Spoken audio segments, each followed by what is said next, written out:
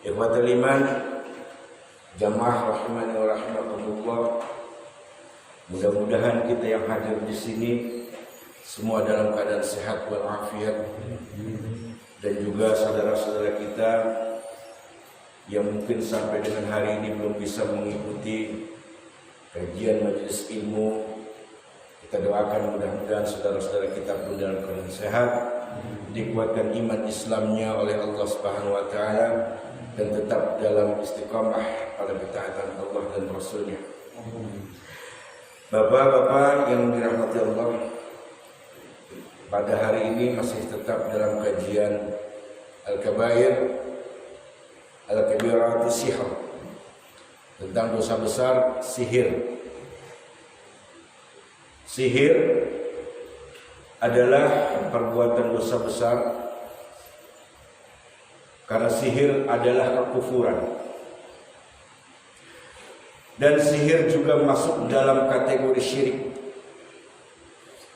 Karena yang paling terbesar dosa ini, paling terbesar menurut Allah, yang pertama asyirku billah, mensyirikkan Allah, yang pertama, yang paling utama.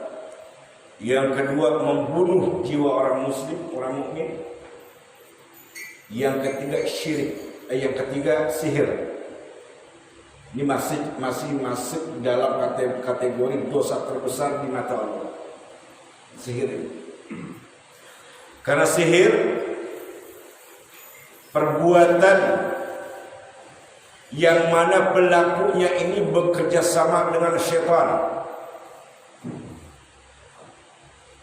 yang selalu meminta sesuatu kepadanya, minta bantuan, minta pertolongan kepada syaitan, dalam rangka realisasinya yang dia inginkan, seperti membunuh, membuat orang sakit, membuat orang menjadi gila, bahkan bisa memisahkan antara pasangan suami istri. Ini sihir.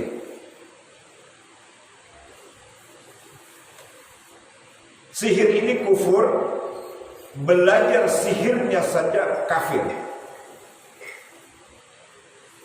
Lalu apa bedanya tukang sihir sama dukun? Yang kita tahu itu kadang suka nyelakain orang, dukun.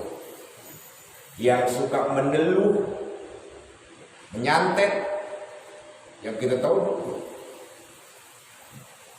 Ternyata antara tukang sihir dan dukun itu tidak jauh berbeda, sama. Tapi yang namanya dukun belum tentu tukang sihir. Kadang suka ada dukun yang membantu orang juga, suka ada. Tapi kalau tukang sihir ini memang perbuatannya jahat. Tergantung orang yang meminta tolong sama dia.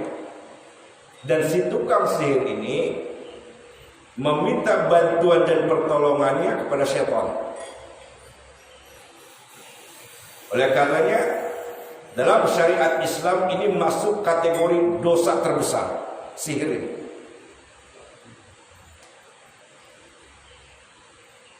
Tidak semua dukun punya niat buruk, punya niat jelek untuk menyakiti orang lain. Tapi kalau tukang sihir, ini sudah dipastikan, karena dia termasuk kurcacinya iblis.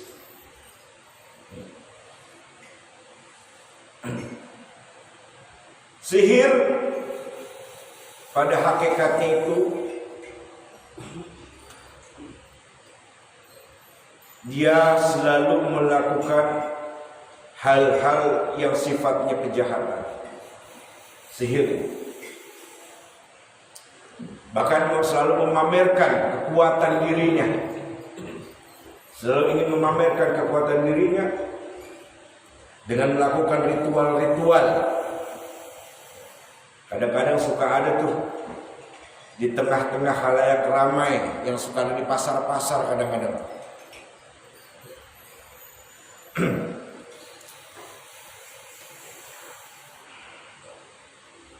Sihir juga memiliki kenyataan yang bisa membunuhnya itu bisa lewat apa saja yang menempel pada diri kita.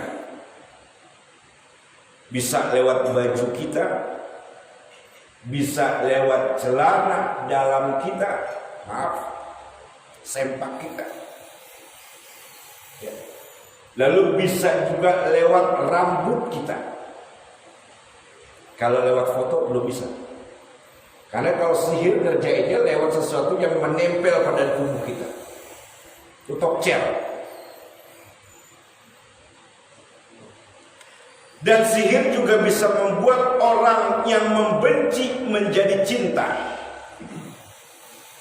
Pasangan muda atau pasangan suami istri baru sebulan menikah, dia pernah punya mantan pacar. Mantan pacarnya gak seneng kalau dia nikah dengan orang lain. Baru nikah sebulan udah dibikin hancur rumah tangganya sama mantan pacarnya. Antara dua orang suami istri yang tadinya saling mencinta, karena disihir, diteluh, disantet sama tukang sihir ini, maka si pasangan suami istri ini timbul saling membenci. Ini banyak terjadi di tengah-tengah zaman modern sekarang. Zaman bisa modern, tapi kelakuannya jahiliyah. Zaman sekarang orang masih percaya sama sihir. Memang kadang-kadang manusia itu selalu melihat yang real, yang nyata, nggak mau menunggu keputusan Allah, maunya yang instan. Makan aja maunya yang instan. Ya, nggak mau masak dulu, nggak mau repot-repot dulu masak nasi, nggak mau masak sayur, nggak, maunya yang instan. Beli mie di warung, kan instan. Nggak mau yang sifatnya menanti, menunggu keputusan Allah. Ini sifat manusia. Jeleknya sifat manusia. Bila seseorang yang terkena sihir, yang paling ampuh pengobatannya itu dicari buhulnya. Buhul. Biasanya tukang sihir itu kalau nyantet orang pasti lewat boneka-bonekaan tuh. Boneka-bonekaan kecil. Itu cari tuh. Kalau itu ketemu, kita musnahkan, kita hancurkan, udah. Orang yang kena sihir itu akan sadar kembali. Dan biasanya di buhul itu dililit tuh. Dari pakaian kita yang pernah nempel di baju di badan kita, dililit di boneka itu tuh. Tergantung permintaan yang mau diapain nih orang. Tergantung permintaan yang mau diapain orang. Dililit di boneka itu. Kalau mau dibikin sakit seumur hidup, ya, tinggal ditusuk-tusuk sama jarum. Santet, dibikin mati secara perlahan. Kalau sihir begitu, nggak dibikin mati langsung. Dibikin sakit dulu secara perlahan-lahan, tersiksa orang yang hidup sampai akhirnya mengakibatkan kematian. Ini jahatnya sihir. Nabi kita Muhammad sallallahu alaihi wasallam pun pernah terkena sihir. Nabi kita, Nabi yang mulia di sisi Allah, Nabi yang memiliki kemuliaan antara timur dan barat, Nabi yang maksum pun pernah terkena sihir. Pernah terkena sihir. Karena pada saat waktu itu Nabi nyisir rambutnya, ada sebagian rambut yang nempel di sisirnya itu lalu diambil sama seorang penyihir yang namanya Labid al-Asam. Labid al-Asam secara diam-diam dia ambil sisir yang bekas Nabi pakai, lalu diambil itu ya, rontokan rambut Nabi, disantet, disihir sama Labid al-Asam. Nabi SAW merasakan sakit ketika disantet itu. Padahal Nabi tahu, dari Allah dikasih tahu dirinya disantet. Kenapa Allah membiarkan? Kenapa Allah mendiami seorang kekasihnya disantet, disihir? Ini sebagai bukti yang masuk bahwasanya Nabi kita Muhammad SAW adalah seorang manusia biasa. Ini fungsi dan kaidahnya. Seorang Nabi yang mulia di mata Allah, seorang Nabi yang menjadi kekasih Allah,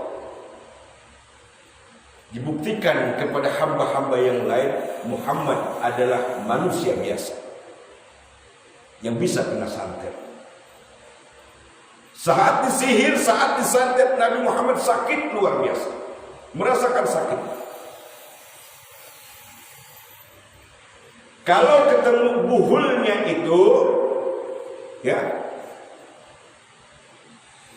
biasanya yang menyimpan buhulnya itu si tukang sihir, disimpan secara rapi.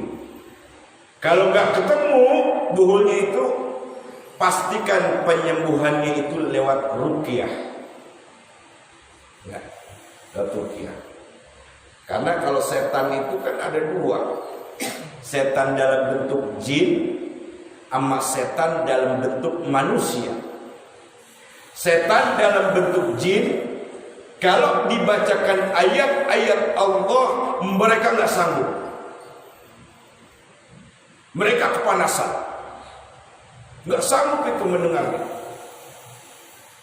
Kalau bacaannya benar, makhrajnya tajwidnya benar.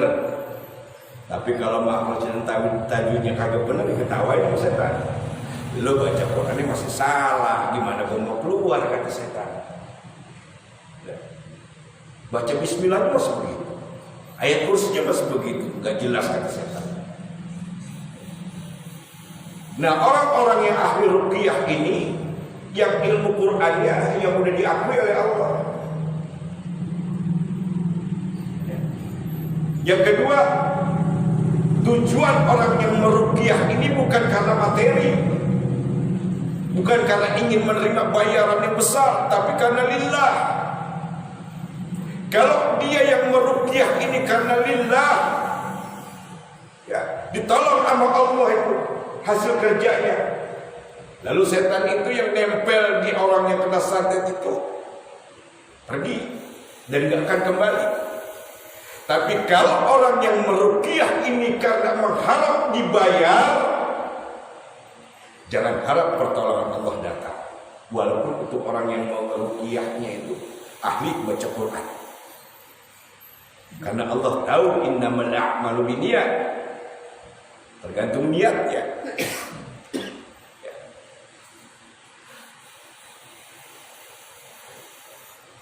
Karena pada saat itu, saat Nabi kena santet, yang sedang merasakan sakitnya disantet oleh tukang sihir, Nabi diruqyah. Yang meruqyah malaikat Jibril. Yang meruqyah Nabi sallallahu alaihi wasallam malaikat Jibril. Apa yang dibaca suratnya sama malaikat Jibril? Yang dibaca surah Mu'awwidzatain, Al-Falaq dan An-Nas. Cuma itu, ya. Dari riwayat dikatakan cuma itu. Kemudian selain dari itu, kata ulama bisa juga dengan makan kurma ajwa. Ya, makan kurma ajwa 7 butir setiap pagi. Ini bagi orang yang kena santet nih. Ya, yang kena sihir.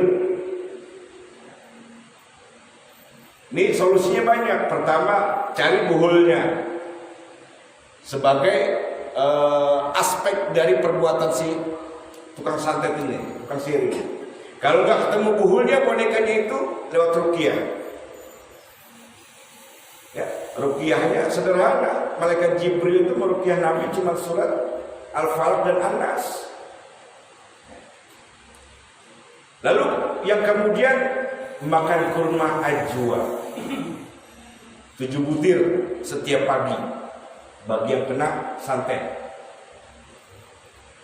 Kata Nabi SAW, barang siapa yang memakan kurma ajwa setiap pagi 7 butir saja, maka dia akan jauh dari terkena santet, dari terkena sihir.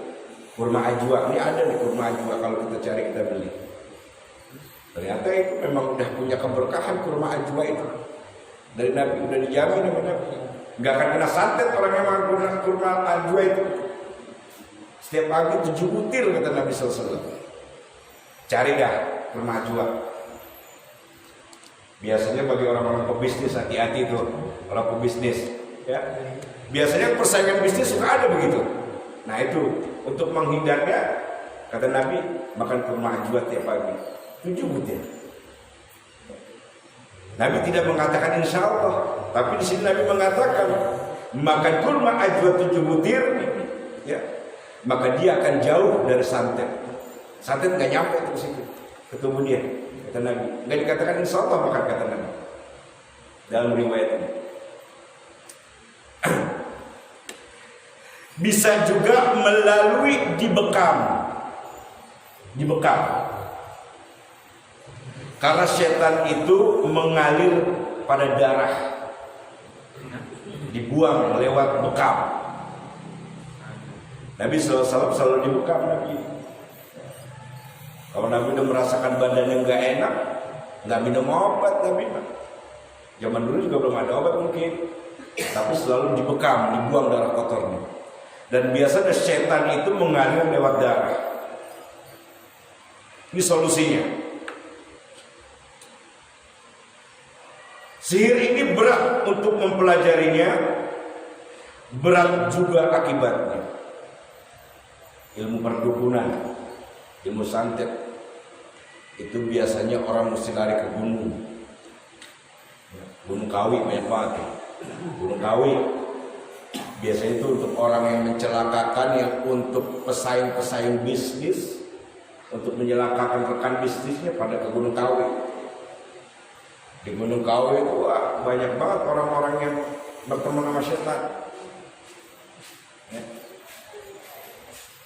Ritualnya kadang-kadang suka ada yang syarat itu harus berpuasa. Harus berpuasa. Demi setan dia rela berpuasa. Demi setan. Tapi giliran Ramadan puasa karena Allah dia nggak kuat. Nahan lapar, nahan haus. Tapi demi setan dia kuat nahan lapar, nahan haus. Demi untuk mencelakakan pesaing-pesaingnya. Mempelajari ilmu sihir mengakibatkan murtad, kafir. Jadi jangan sampai kita ada niatan untuk mempelajari sihir, untuk mencelakai orang lewat sihir, lewat santet. Karena kita mendatangkan seorang tukang sihir saja, itu sudah bagian dari kesyirikan. Bagian dari kesyirikan, menduakan Allah. Berarti kan kalau dia datang kepada tukang santet, tukang sihir, 2 itu dosanya udah. Dosa syirik dan dosa sihir. Karena niatnya untuk mencelakakan orang. Ya, ikhwatal iman, rahimani wa rahimakumullah jami'an. Allah Subhanahu wa taala berfirman dalam surat Al-Baqarah ayat 102 kata Allah Subhanahu wa taala, "Wattaba'u ma tatlu syayatinu ala mulki Sulaiman." Orang Yahudi mengikuti apa yang dibaca oleh syaitan pada masa kerajaan Nabi Sulaiman. Nabi Sulaiman itu kan banyak penduduknya, itu bukan dari golongan manusia aja, tapi dari golongan jin juga ada, dari golongan setan ada. Nah, orang-orang Yahudi ini banyak mengambil sesuatu dari para setan. Ini dijelaskan oleh Allah dalam surat Al-Baqarah ini. Wa ma kafara Sulaiman. Sedangkan Nabi Sulaiman itu enggak kafir. Dia seorang hamba Allah yang taat. Walakinna syaitan kafar. Tapi syaitanlah yang kafir. Ya, semua syaitan kafir. Sedangkan jin terbagi dua. Kan syaitan itu ada yang bentuk jin, ada yang bentuk manusia. Ya. Semuanya kafir tuh, yang bentuk jin dan bentuk manusia kafir. Tapi jin terbagi dua lagi kata ulama. Ada jin mukmin, ada jin kafir yang disebut syaitan. Jin-jin yang kafir yu'alimunan nas. Jin-jin yang kafir atau syaitan mengajarkan kepada manusia sihir. Wa ma'un zila 'alal malakaini bibabilaha Rut wa Marut. Dan juga mempelajari apa yang diturunkan kepada dua malaikat, yaitu di negeri Babilonia, yang bernama Harut dan Marut. Di sisi pendapat para ulama, ada yang mengatakan malaikat, ada yang mengatakan tukang sihir, keduanya itu. Ya. Para ulama berselisih pendapat di sini dalam ayat ini tentang Harut dan Marut ini. Ya. Ada yang mengatakan malaikat, ada yang mengatakan dua orang ini tukang sihir. Karena mak di situ ada yang mengutamakan mausulah dan ada juga yang mengatakan manafiyah. Kalau manafi dan tidaklah diturunkan kepada dua malaikat, karena orang Yahudi mengatakan Jibril dan Mikail mengajarkan manusia sihir yang diingkari. Kalaupun seandainya ini diartikan dua malaikat Harut dan Marut, mereka juga mengatakan kepada orang-orang yang ingin belajar sihir padanya, wa ma yu'alimani min ahadin hatta yaqula.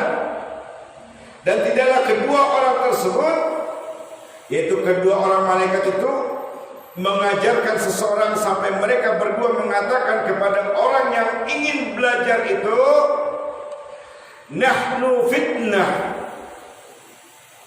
kami sebagai batu ujian buat kalian. Kata malaikat Harut wal Marut, kami ini sebagai bentuk batu ujian buat kalian. Oleh orang-orang Yahudi ini, karena menganggapnya ini malaikat Harut wal Marut ini adalah tukang sihir. Sementara Harut wal Marut mengatakan kami, keberadaan kami ini adalah ujian dari Allah di tengah-tengah kalian. Fala takfur, jangan kalian kafir dengan belajar sihir kepada kami. Wa yata'allamuna minhuma, mereka tetap mau belajar dari mereka berdua ini, dari Harut wal Marut, orang-orang Yahudi. Ma yufarriquna bihi bainal mar'i wal jauzi, apa yang bisa memisahkan antara suami dan istri. Ya. Jadi santet, sihir, bentuk kejahatan yang tadi kita sudah sebutkan, bisa buat orang sakit, bisa membuat orang jadi mati, bisa memisahkan antara pasangan suami istri, bisa juga menjadi orang gila.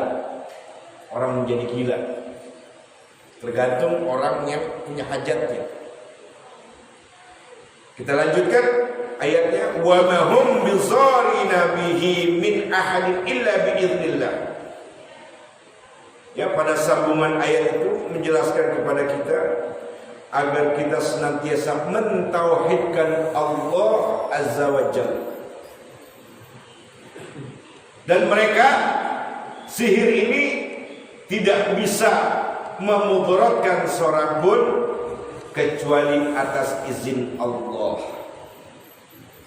Dan Nabi kita Muhammad SAW kena sihir itu atas izin Allah. Atas izin Allah. Untuk membuktikan Nabi kita manusia biasa juga.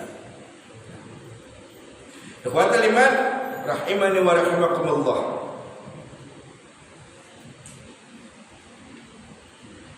Itulah fungsi kaidah daripada kenapa Nabi kita Muhammad SAW kena sihir juga. Yang pertama atas izin Allah untuk membuktikan Nabi kita adalah manusia biasa. Makanya Nabi mengatakan kepada umatnya, jangan kalian berlebih-lebihan di dalam memujiku, kata Nabi SAW. Jangan seperti orang-orang Nasara, orang-orang Nasrani, kata Nabi kita Muhammad. Ya. Jangan seperti orang-orang Nasrani yang selalu memuji terlalu berlebih-lebihan kepada Isa alaihissalam. Dijelaskan kana yakulani ta'am wa yawsi fi aswaq. Adalah Maryam bersama Isa, mereka berdua makan makanan, kata Allah.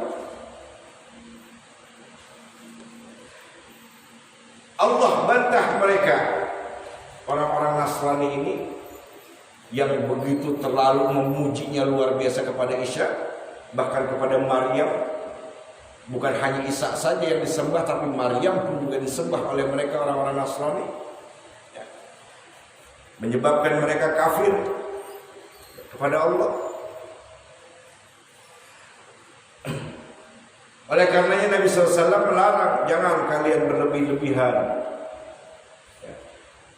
Makanya Nabi itu melarang banget pada sahabat memanggil beliau dengan sebutan Sayyidina. Nabi nggak mau dipanggil Sayyidina ke sahabat, ya. Terlalu berlebihan, kata Nabi. Makanya di zaman sekarang kalau ada orang bersalawat kata Sayyidina, jangan disalahkan juga. Ini satu bentuk kehormatan kita sebagai umatnya. Nah, tapi kalau dulu zaman masih Nabi dengan sahabat, itu Nabi nggak mau dipanggil Sayyidina. Maunya Nabi itu dipanggil nama aja, Muhammad. Kalau nggak Rasulullah, kan Rasulullah itu kan adalah pesuruh Allah, hamba pesuruh Allah. Gak mau dipanggil dia Sayyidina Muhammad, gak mau Nabi. Terlalu dipuji, terlalu berlebihan.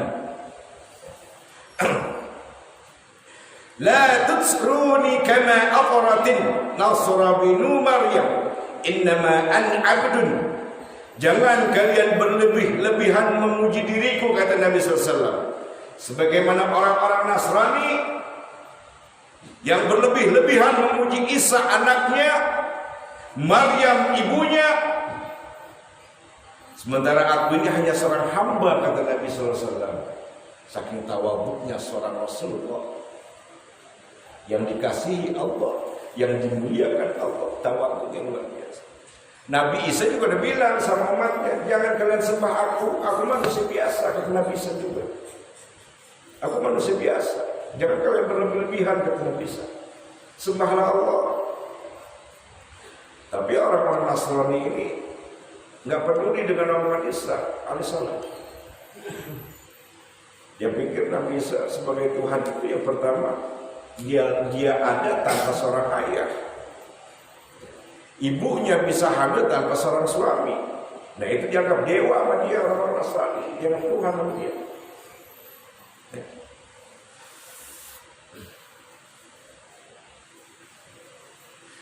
Nabi SAW adalah seorang Nabi yang paling mulia, Rasul yang paling mulia dari seluruh alam semesta ini. Berarti kan Nabi Isa berada di bawah Nabi Muhammad SAW. Nabi Adam kedudukannya masih berada di bawah kedudukan Nabi Muhammad SAW. Nabi Hud, Nabi-Nabi yang lain, derajat dan kedudukannya masih di bawah Nabi kita Muhammad SAW. Ya, masih di bawah. Padahal Nabi kita Nabi terakhir, tapi dimuliakan oleh Allah dengan derajat yang tinggi. Kekuasaannya, kepemimpinannya antara timur dan barat. Nah, kita lanjutkan karena ayat ini panjang, ayat 102 Al-Baqarah ini. Wa yata'allamuna ma yadurruhum wa la yanfa'uhum. Mereka belajar mempelajari apa yang memudaratkan mereka. Mereka belajar sihir. Ya. Mereka belajar sihir. Wa la yanfa'uhum. Karena sihir tidak akan memberi manfaat pada mereka, kata Allah. La yuflihu sahir haitsu ata. Tidak akan pernah beruntung tukang sihir, tidak pernah akan beruntung tukang santet dari manapun mereka datang. Walaqad alimu, sungguh mereka telah tahu. Ya. Maksudnya ayat ini, orang Yahudi itu tahu. Ya. Tahu kalau Nabi adalah seorang Rasul yang benar. Nabi bukan tukang sihir. Itu orang-orang Yahudi tahu itu. Tapi dianggapnya Muhammad itu sebagai tukang sihir. Kenapa Nabi Muhammad dikatakan Nabi yang ummi? Nabi yang gak bisa baca tulis. Udah dikatakan seorang Nabi yang ummi, gak bisa baca tulis. Tapi orang-orang Yahudi ini menganggap Muhammad itu tukang sihir. Tukang sihir. Ma lahu fil akhirati min khalaqin. Tidak akan ada bagian sedikit pun di akhirat, kata Allah. Dia gak beruntung sedikit pun di akhirat. Orang-orang tukang sihir ini, pengikut-pengikut sihir ini, gak akan mendapat keberuntungan sedikit pun di akhirat. Dan tempat tinggal mereka neraka. Dan di neraka mereka menjadi tempat yang kekal baginya. Bagi tukang santet, tukang sihir, lalu orang yang menjadi teman dan meyakini orang tukang sihir ini, gak ada tempat keberuntungan bagi diri dia sedikit pun. Bahkan ditakdirkan nama Allah tempat mereka di neraka. Ini Allah yang katakan dalam Al-Quran. Kalau ada orang yang menampakkan bentuk sihir, maka baiknya dijauhi saja, kata ulama. Jangan diikuti, karena berbahaya. Sihir ini berbahaya, bahkan lebih bahaya dari ta'un. Ta'un itu kan wabah. Kata ulama, sihir lebih berbahaya daripada ta'un. Tahu ta'un? Ta'un kan wabah.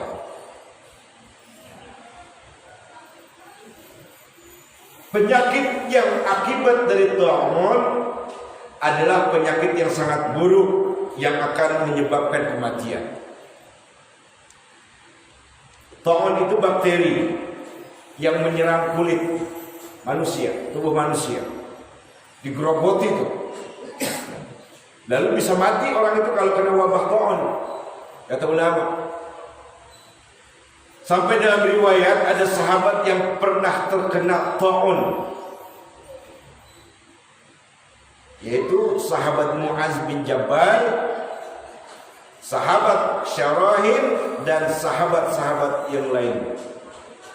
Mu'az bin Jabal ketika kena ta'un, Dia berdoa kepada Allah, ya Allah, ikut sertakan keluargaku juga. Akhirnya semua sekeluarga Mu'adz bin Jabal mati kena ta'un.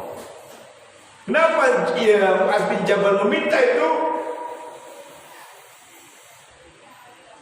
Karena penyakit ta'un itu jika terkena kepada seorang mukmin yang beriman, seorang yang beriman kepada Allah dan Rasulnya, dia kena ta'un, wabah ta'un, kata Nabi sallallahu alaihi wasallam, itu adalah rahmat buat dia. Rahmat Allah buat dia. Ini kata Nabi sallallahu alaihi wasallam, yang mati dalam keadaan kena wabah ta'un, ya, maka dia mendapatkan rahmat Allah Subhanahu wa taala. Makanya Mu'adz bin Jabal minta kepada Allah, ya Allah, ikut sertakan keluargaku mati terkena ta'un juga. Dikabul sama Allah. Semua keluarga Mu'adz bin Jabal mati. Karena mendengar Rasulullah SAW mengatakan dalam sabdanya, bagi seorang mukmin yang beriman kepada Allah dan Rasulnya, apabila dia mati kena ta'un, maka dia mendapat rahmat Allah.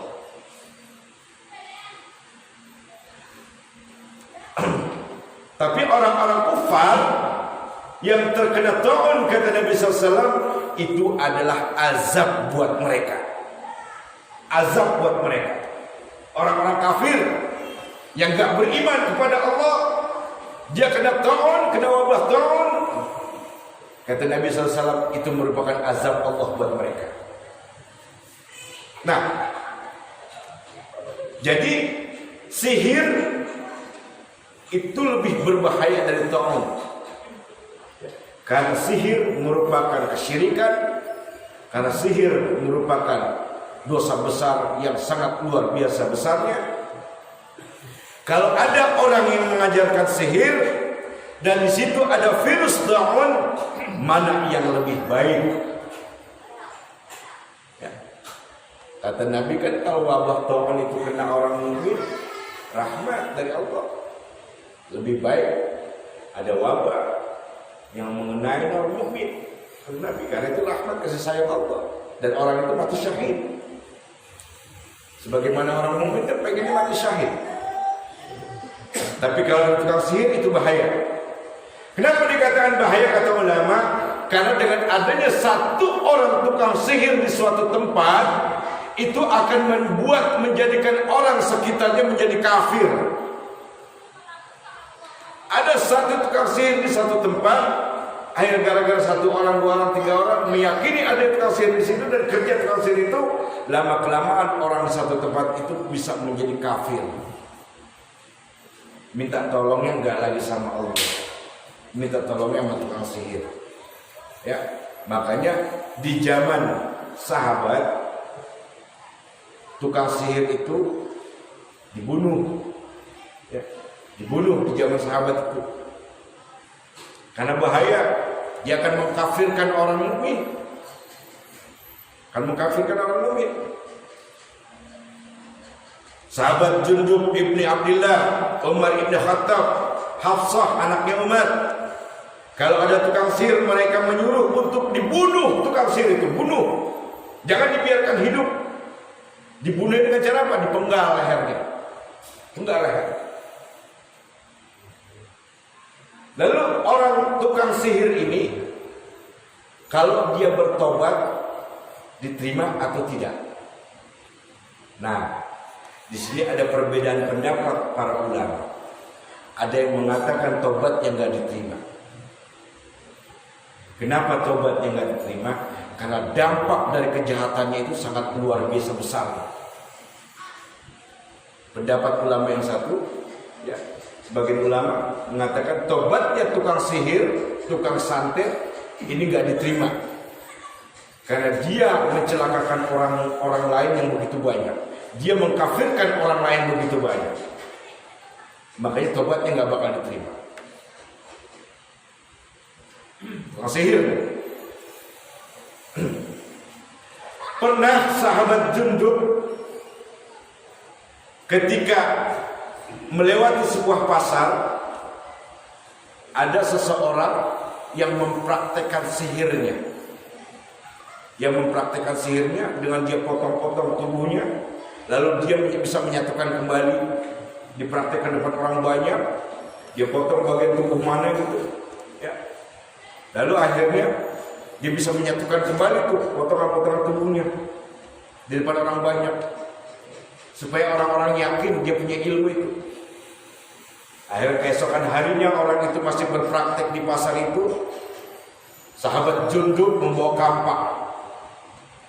kampak, lalu dipenggal lehernya orang sihir, tukang sihir itu, sambil berkata kepada orang-orang di situ, kalau memang dia pandai, kalau memang dia orang kuat, saya mau tahu apakah dia bisa menyambungkan kembali kepalanya di lehernya. Saya pengen lihat kalau memang dia orang hebat. Kemarin saya lihat dia bisa menyatukan kembali tangannya yang dia buntungin, kakinya yang dia buntungin. Sekarang saya pengen lihat di lehernya saya penggal. Saya pengen tahu bisa nggak dia menyambungkan kembali kepalanya di lehernya. Kata sahabat Jundub. Ya. Nah, ikhwatul iman,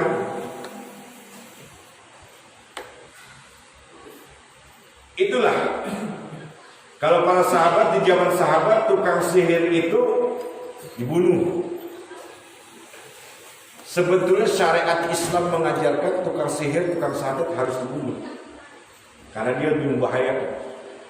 Dia bisa mencelakakan orang, mengkafirkan orang, memisahkan rumah tangga orang, menjadi orang benci kepada seseorang, membuat orang menjadi gila, membuat orang mati sengsara karena perbuatannya. Inilah yang dikatakan oleh para ulama, mereka tobat yang tidak diterima dan diterima oleh Allah Subhanahu wa taala karena kejahatan yang sangat luar biasa. Karena tukang sihir udah banyak membunuh orang, udah banyak membuat orang sakit, sengsara, merana dalam hidupnya karena sakit perbuatan dia, dan sudah banyak membuat menjadi orang gila. Bahkan sudah banyak orang bercerai dalam rumah tangga karena perbuatannya. Makanya lebih baik dibunuh, kata para sahabat. Cuman kalau di Indonesia ini nggak bisa. Di Indonesia kan nggak bisa. Kalau ada tukang sihir, tukang santet untuk kita bunuh, nggak boleh. Karena ujung-ujungnya HAM. Ya, ujung-ujungnya HAM, Indonesia ini ujung-ujungnya HAM. Tapi kalau syariat Islam mewajibkan bunuh. Ini diajarkan oleh para sahabat. Tapi para sahabat nggak dilarang oleh Rasulullah, nggak dilarang oleh Rasulullah. Berarti kan wajib dibunuh orang itu. Berbahaya orang itu. Lebih baik kehilangan satu orang ketimbang orang banyak menjadi kafir gara-gara dia. Ketimbang orang banyak menjadi sengsara gara-gara dia. Lebih baik orang begitu dimusnahkan saja. Nah, ini saja yang bisa Al-Fakir sampaikan. Mudah-mudahan bermanfaat bagi kita. Wallahu a'lam bishawab.